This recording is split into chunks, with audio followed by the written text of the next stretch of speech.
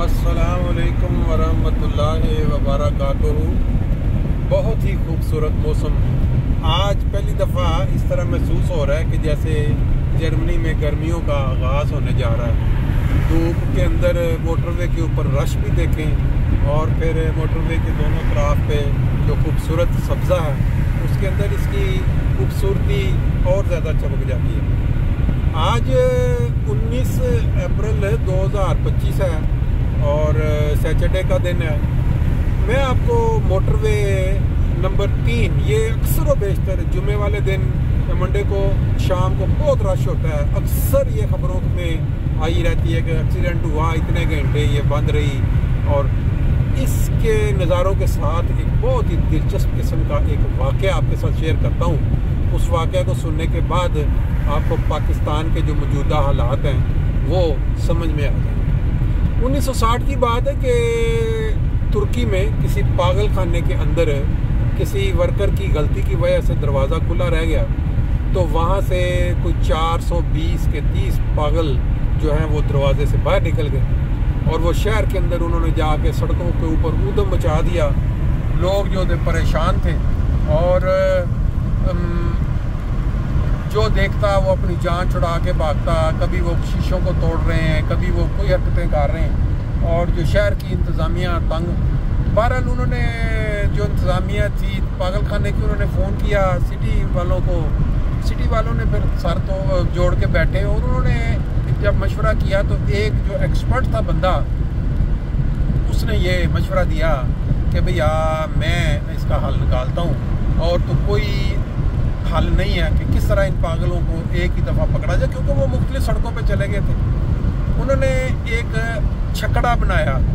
چھکڑا اس کو کہتے ہیں جس کے اندر ایک بندہ آگے لگتا ہے اور باقی اس کے پیچھے پکڑ کے تو وہ آواز نکالتے ہیں، صرف وہ شو کرنے کے لیے کہ یہ ایک مال گاڑی جس کو بولتے ہیں اس سٹائل کا۔ ایک بندہ آگے سیڑھی لے کے آواز مارتا، پیچھے اس کے جو ہے نا بندے وہ اس کا پیچھے ہاتھ پیچھے اس کی کمر پہ پکڑ کر ایسے لائن بناتے جاتے ہیں، اور جو بندہ ادھر ادھر دیکھتا ہے وہ اس کے اندر شامل ہو جاتا ہے۔ اکثر و بیشتر آپ نے شادیوں پہ بھی یہ منظر دیکھا ہوگا، انڈین فلموں میں، انڈین موویز میں، مال گڈی آئی، وہ گانے کے ساتھ ساتھ وہ لوگ جو ہیں جتنے ان کے رشتہ دار ہیں وہ پیچھے اس کے کھڑے ہوتے چلے جاتے ہیں میوزک کے ساتھ ساتھ۔ وہ اس طرح کا چھکڑا اس نے بنا کے تو جو بازار جو گلیاں تھیں اس میں اس نے راؤنڈ شروع کر دیا، ایک بندہ آگے لگ گیا، باقی اب وہ جو پاگل تھے وہ سارے ایک کے بعد ایک اس کے ساتھ لائن میں شامل ہوتے گئے، اور بڑی کامیابی کے ساتھ انہوں نے ان کو پکڑ کے دوبارہ پاگل خانے میں لے جا کے ان کے حوالے کر دیا۔ بڑے خوش ہوئے، انہوں نے شکریہ ادا کیا، لیکن وہاں ایک پرابلم یہ ہوا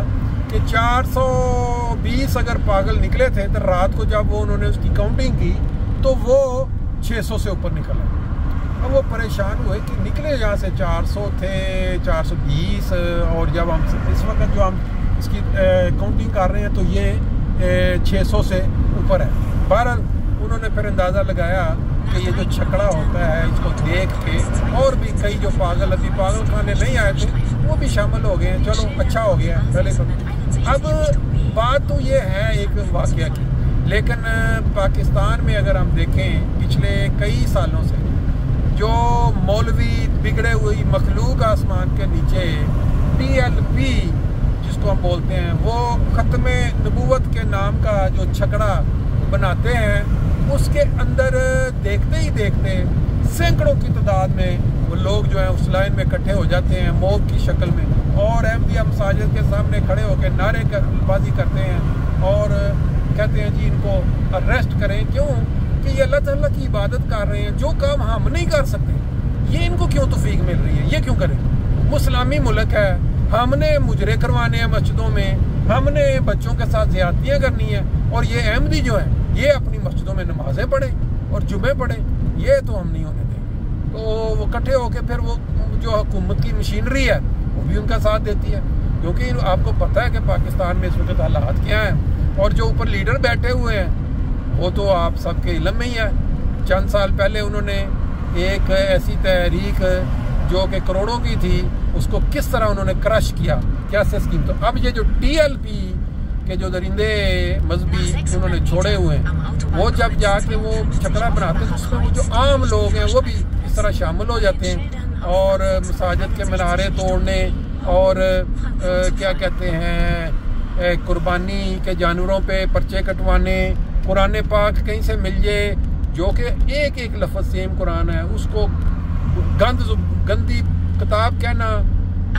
اور قبرستان کے یہ سارے کام وہ اس پاگل خانے کے قیدیوں کی طرح وہ شروع کر دیتے ہیں۔ اللہ تعالیٰ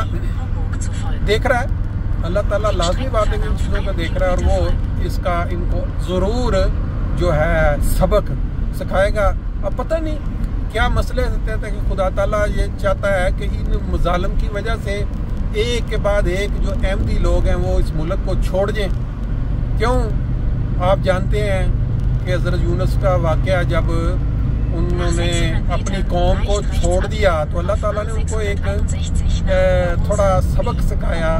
ایک مچھلی کے پیٹ میں رکھ کے زندہ، کہ وہ اپنی قوم کی طرف واپس لوٹے، کیونکہ ہو سکتا ہے اس میں سے کچھ لوگ جو سیدھے ہونے تھے۔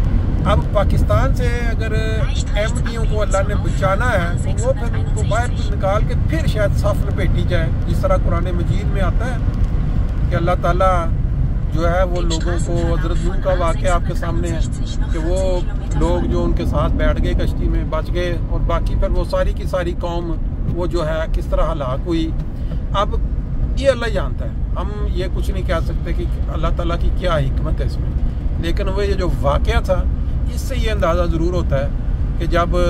پاگلوں کو پکڑنا ہو تو پھر یا تو وہ چھکڑا جو ہے ناموس رسالت کے نام کا بنایا جائے، یا پھر یہ ہے کہ وہ ختم نبوت کے نام کا بنایا جائے، یا مذہب توہین مذہب کا بنایا جائے، کچھ نہ کچھ بنا کے تو وہ پھر اس طرح قوم کے وہ لوگ جو اس کیٹیگری میں آتے ہیں ان کو ساتھ شامل کیا جا سکتا ہے۔